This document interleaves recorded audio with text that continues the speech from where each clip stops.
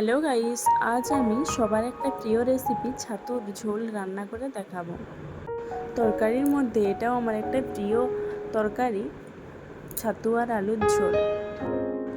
বাজার থেকে ছাতুগুলো আনিয়ে নিয়েছি, তারপর এগুলোকে একটা একটা করে কেটে আমি জলের মধ্যে ভিজতে দিয়ে দিয়েছি। ছাতুগুলোর ভিতরে পোকামাকড় থাকলে সেগুলো জলের মধ্যে দিয়ে দিলে বাইরে বেরিয়ে আসে। এরপর আমি দুটো আলু নিয়ে নিয়েছি, এগুলোকেও আমি কেটে জলের মধ্যে ভিজতে দিয়ে দেব, যাতে না আলুগুলোর মধ্যে কালো কালো দাগ না ধরে যায়।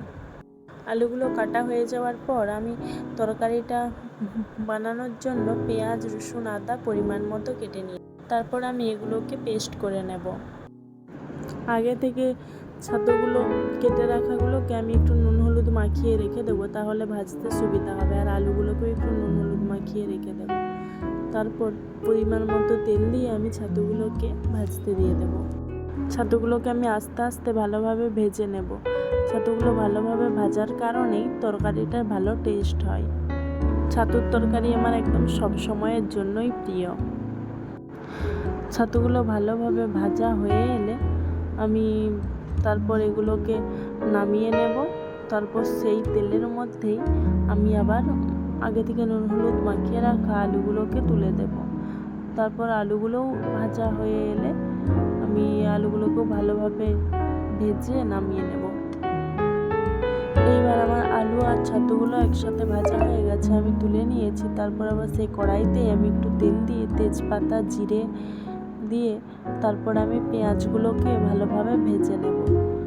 পেঁয়াজগুলো ভালোভাবে ভাজা হয়ে এলে আমি রসুনের পেস্টটা দিয়ে দেব। তারপর রসুনটাও আস্তে আস্তে ভাজা হয়ে এলে আমি আদাটাও দিয়ে দেব। তারপর পেঁয়াজ, রসুন, আদা সবগুলো ভালোভাবে ভাজা হয়ে গেলে আমি এটাতে হলুদ গুঁড়ো, লঙ্কা গুঁড়ো, জিরে গুঁড়ো, ধনা গুঁড়ো এগুলো আমি ভালোভাবে দিয়ে এই মশলাটাকে কষিয়ে নেব।